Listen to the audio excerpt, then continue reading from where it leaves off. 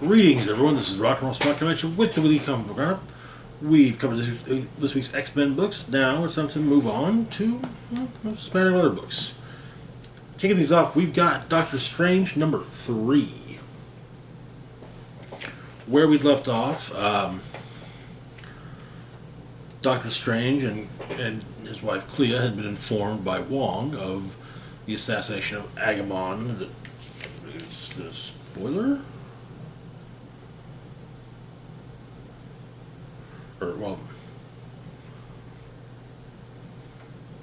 Of Agamon, who it should be noted, the pair had briefly spoken to before his assassination. So, the issue begins in Yonkers, New York. Man is getting a big promotion. And goes off back at the sanctum. Wong is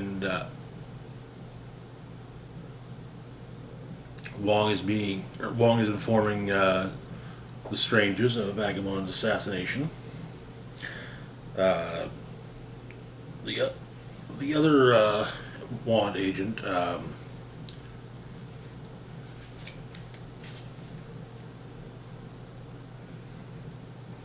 Agent Pandora Peters, has her thoughts on who may have killed Agamon. Though Clea kind of said, is this really a bad thing? But Peters points out that there's a power vacuum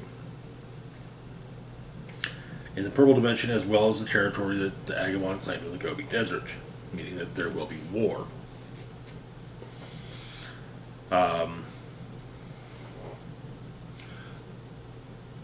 Clea tells Steven that she didn't kill Agamon, and Strange believes takes her at her word. But apparently, this particular day is Parlay Day, when Dormammu comes to parley with Doctor Strange. He shows up. Apparently, the man we saw in the beginning is being willingly possessed by Dormammu. So they parley. A lot of the issue is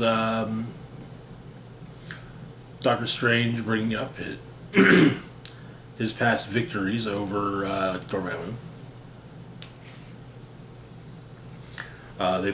They play chess. Dormammu even says, "Hey, if you bow to me, then New York is all you. I'll give you New York."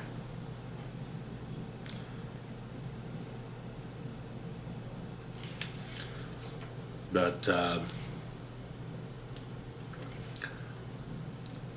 they go to a fountain, and before leaving the fountain, Strange suggests they toss one in the fountain and make a wish. Though Dormammu notes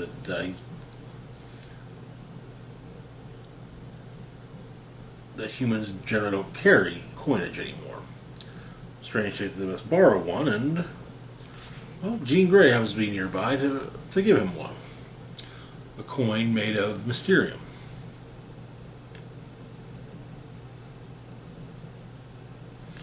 And Strange explains that he hasn't been recounting his victories over Dormammu to brag, but rather to tell the cultists just who it is that who Dormammu truly is.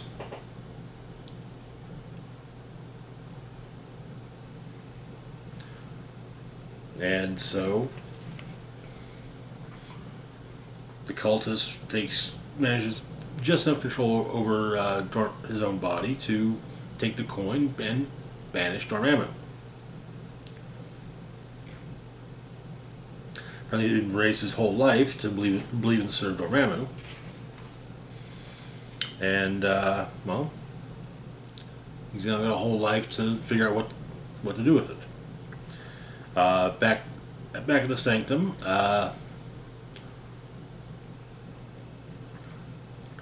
Clea's going through the mail, and, well, there's some interesting mail.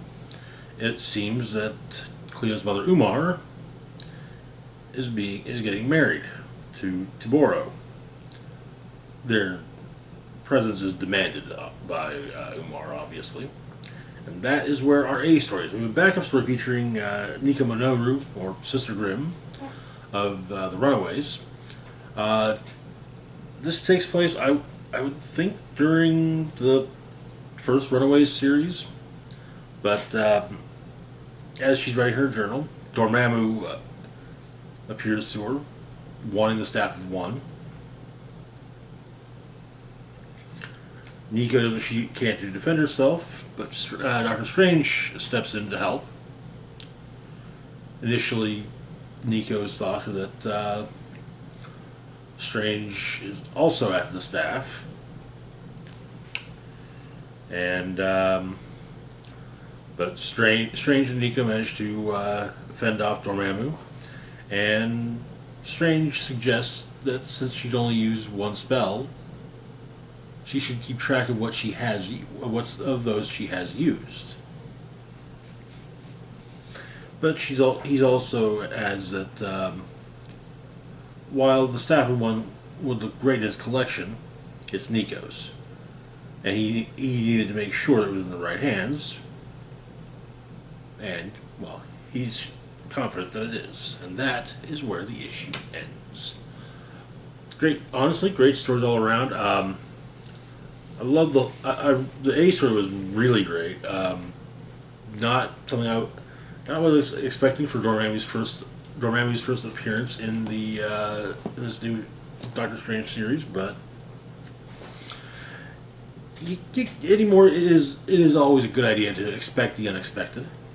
There was also a Stormbreakers variant cover, for this issue, which I picked up, featuring the Guardians of the Galaxy from, I want to say, the Al Ewing run, as drawn by Elena Casagrande, who may have actually been the series artist for that run, but I'm not certain. Moving on, though, to our next book, we've got Punisher, number 12. Where we left off, the Punisher had returned to the Hand's Citadel.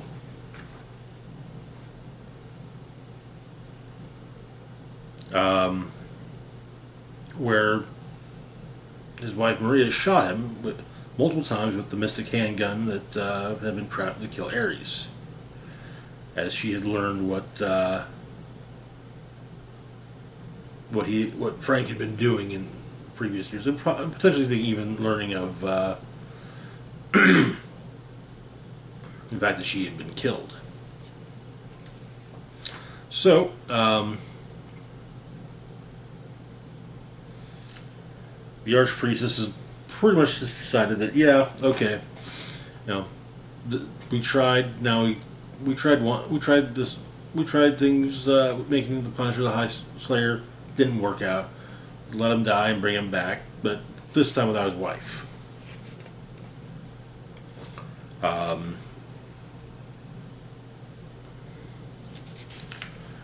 But the Punisher hasn't lost all of his abilities yet, and manages to knock the Archpriestess out of the building, as the heroes that Frank faced in the last issue breach the Citadel and find him. And we have a flashback to the days following the murder of the death of his family. Frank went into a bar that was basically a mob bar, called everyone out for what they were, and then this was shortly after the funeral of his wife and children, and he basically started raining gunfire on the place, and comes to in the basement of the Sanctum.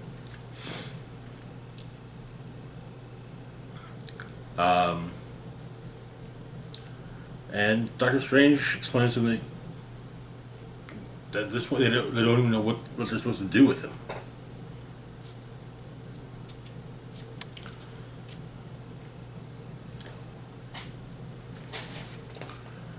Each of them, the bullets that have been removed from Frank's body, and he's allowed to keep. He's given them. Wolverine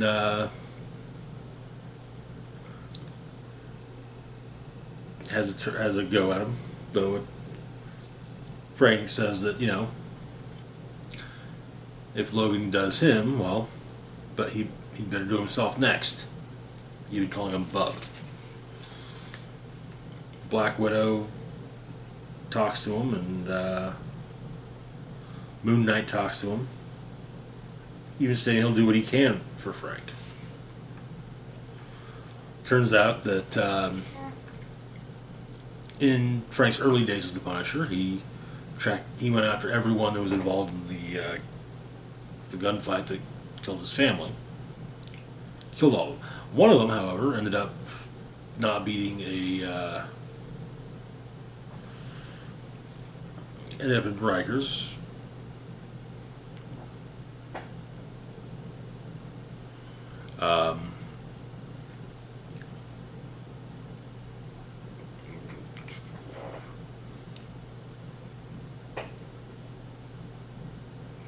Got we got a firebombing a crowded deli. But before the night he was to be executed, well, he was still executed, just not by the state, but rather by the Punisher. And someone else, however, comes to visit Frank. Not Captain America, but rather Maria. Apparently, she liquidated all of his assets, safe houses, everything.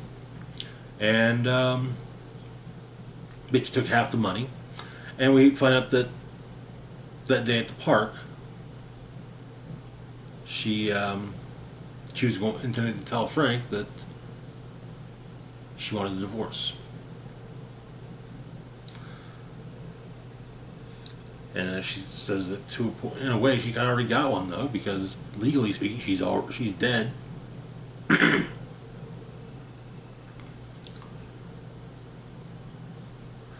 And she suggests that if he ends up dying, do the world a favor and stay dead.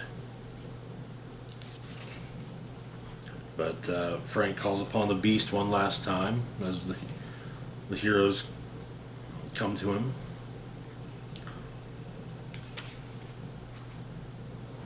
He unleashes some of the Beast's power, and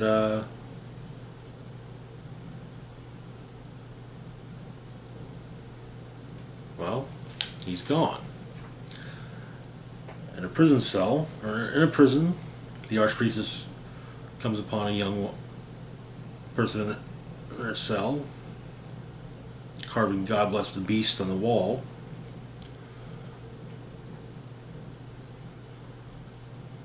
Apparently, this person murdered their parents that day. Planted traps for the police when they came to arrest them, and maiming an impressive number of them. The Archpriest asks why, and this person says it was almost like they were born to do it. And the Archpriestess holds out the tray of knives, asking if one of them belongs to them.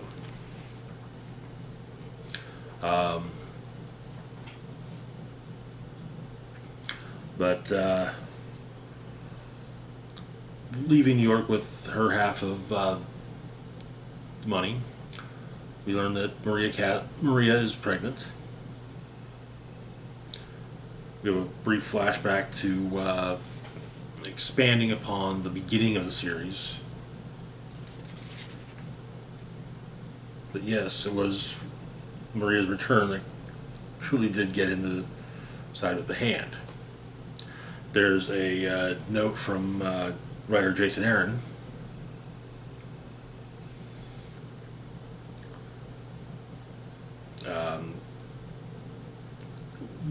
One of the big things that is brought up is that the story of Frank Castle is fundamentally one very simple thing: a tragedy. Very much a you shouldn't want to be like Frank Castle, which I agree.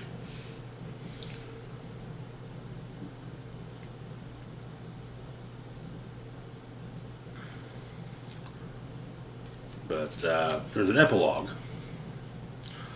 In Weird World, there's a war going on. Frank has been going through villages after the fighting and rescuing children, keeping them safe. When one asks his name, Frank simply says, "Is Frank." We call him Frank. And that is where the series ends. The title of this issue was Punisher No More. And I think we just got the end of Punisher. We'll see how how that's decided to, how Marvel decides to let that play out. But it was honestly a great run. The whole, Frank Castle, High Slayer of the Hand. It was truly good, and I feel it's the Punisher story that was probably one of the most needed Punisher stories. Really kind of driving home the idea that Frank is not a hero. I've always kind of I think the only thing I didn't like is the kind of the self-awareness that Frank Castle usually has in Punisher books. Knowing that he's not a good guy. At least not anymore. And that, his war has only one conclusion: his death. But anyways, moving on to our next book, we've got Silver Surfer Ghostlight, number 4. Where we left off, Surfer and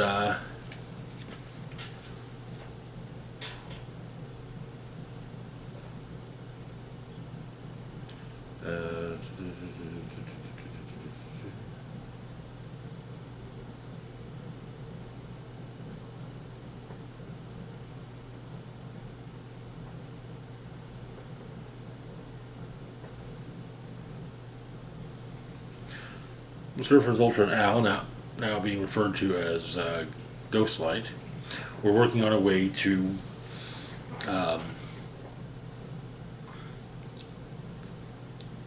we're working with some of the advanced technology that Al had when a portion of the cosmic being known as the Stranger showed up.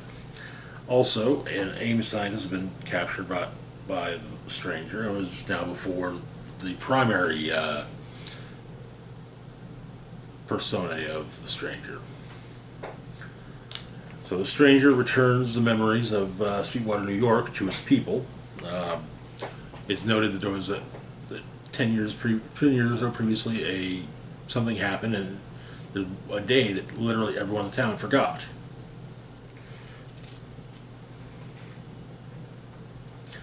Meanwhile, Surfer, Ghostlight, and a portion of the Stranger are working on trying to basically make the Stranger not crazy anymore. However, they learn what's going on in Sweetwater, and Surfer says he'll take care of it while Al and the Stranger finish things up with what they're working on. As Surfer leaves, the AIM scientist encamped outside his family's home begins trying to break through the energy barrier that was erected. Surfer was able to get through to the people. The Stranger makes a half-hearted apology, but then realizes that the barrier has been breached, and he basically throws AIM, almost literally throws AIM out. Meanwhile, the other AIM scientist is being further changed by the stranger. And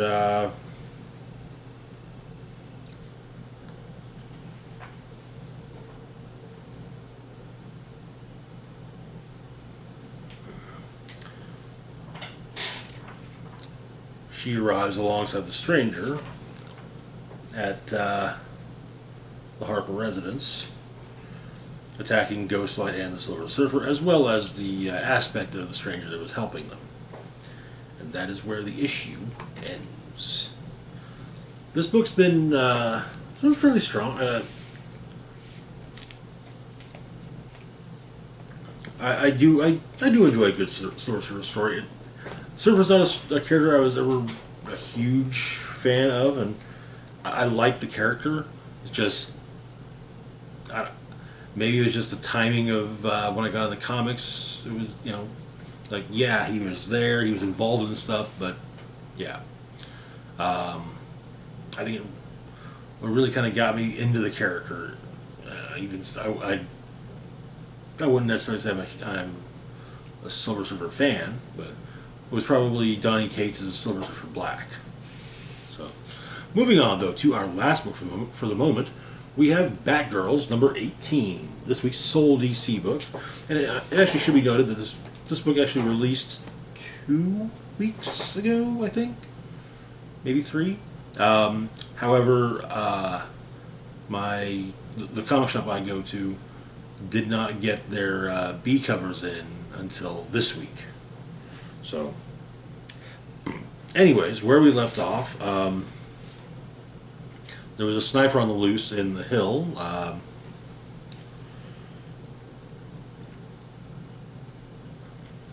So the Batgirls and Detective Brooks are going over the abandoned Our Lady of Mercy church, which is where the Saints were operating out of. Basically looking for any possible sign, anything that may have been missed. Brooks has made a copy of the note that was sent to the GCPD. It says that Gotham will remain under fire until the Batgirls are arrested and prosecuted for their crimes.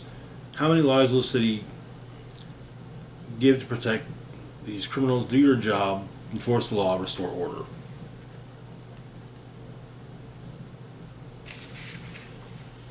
Montoya, however, is aware that Brooks is working with the Batgirls and basically gives them extra duty to, as a punishment. But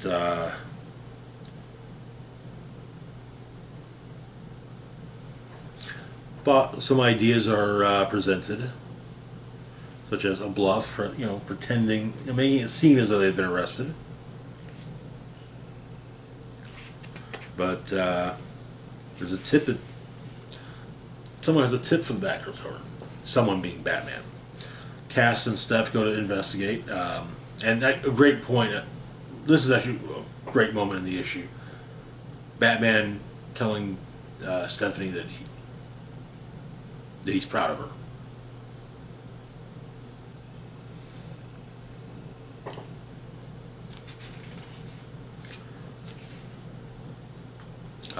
While investigating Sniper's Nest,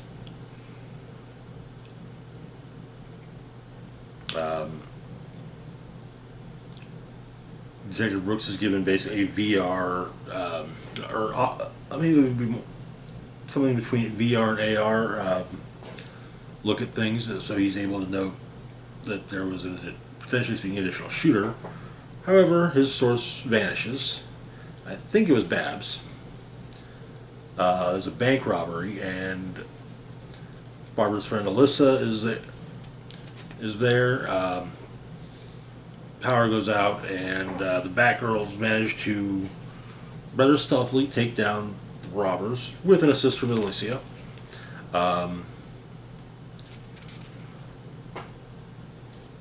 Then news footage shows the Batgirls having been arrested, however, which Cass and Steph watch No, it's not them. But Babs explains that she is not the only nerd with deep fake technology, with access to deep fake tech. Across town, Grace O'Halloran is has recorded an episode of her podcast while her cameraman is in the hospital. But it's very much just, it's a pro Batgirls episode. It's like, yeah, hey, the Batgirls have been there for us. They've done so much to help, and now it's time we need to be there for them. We do see during this the sniper getting their weapon ready. The silhouette appears to be the sniper doesn't appear to be a woman, but we don't see a face. So, but the next morning there's a parade being led by Grace O'Halloran. Free the Batgirls, defend the hill. We are all Batgirls, being some of the slogans.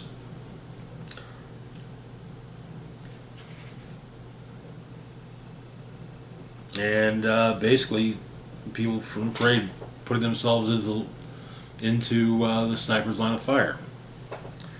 And that is where the issue ends. I'm digging this story. I've been digging this whole series, honestly. It has so far been a great run. I'm glad that I was wrong in my assumption a few months back that it was coming to an end. Very glad. But anyway, that is going to do it for now. As always, feel free to like, share, and subscribe. Links to my Facebook, Twitter, Patreon, and PayPal can be found in the description box down below. This is Rock and Roll Spock signing off, saying live long and rock hard.